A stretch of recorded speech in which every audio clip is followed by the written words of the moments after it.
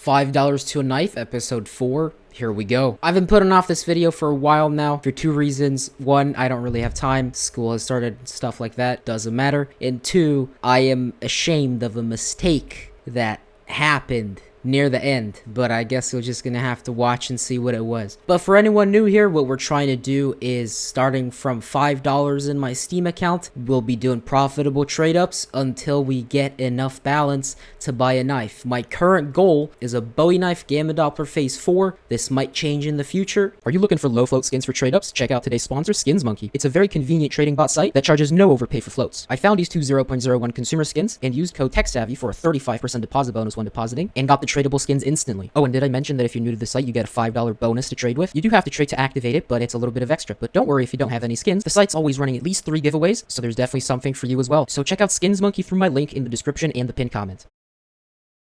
We ended the last episode with a balance of $12.16, and we're going to start off with some more field-tested to minimal wear recoil mil-spec restricted trade-ups. You guys already saw the trade-up summary. If you haven't, it's in the previous video. I won't waste your time here.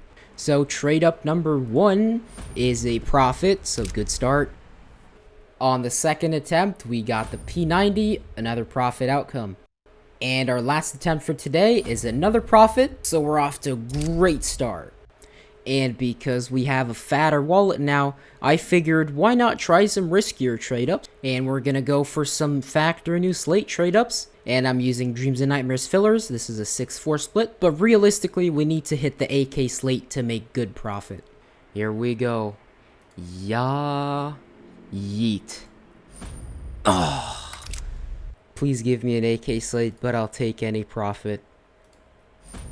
No. Ouch. And can we get the slate on the second attempt? We cannot. Come on. So at this point, we're officially down on the video, so I decided to cut my losses and get back to the good old recoil trade-up.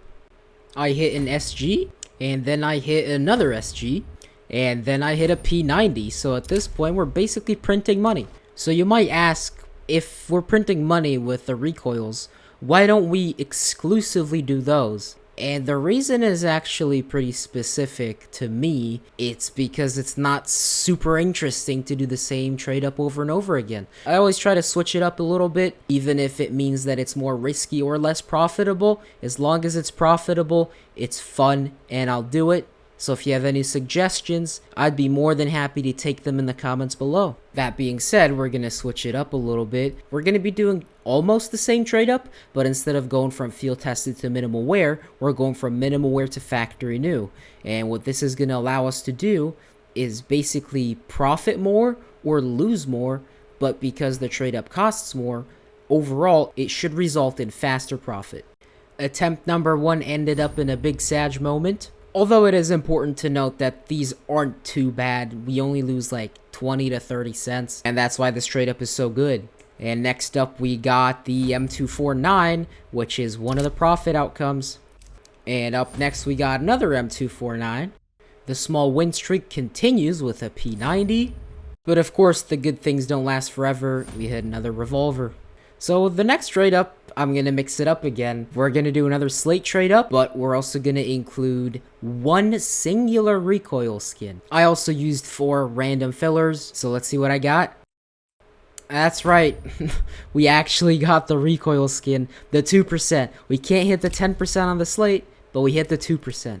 Back to just recoils though. We hit another pair of dual Berettas. This time it's not profit, unfortunately. So let's try again. We got destroyed. So I had a couple of skins left over from buy orders with good floats. I didn't want to waste the floats, but they weren't good enough for me to pop in a trade up, so I just bought a random factory new filler 1, and I put it in the trade up. And guess which collection we hit? The one collection that I put in that we didn't want. So that's all the trade-ups that I did for this video, but as you remember, I mentioned a mistake that happened, and that is why I didn't include price changes on most of the trade-ups today. That's because I made a horrible mistake In fact, not just one, but multiple.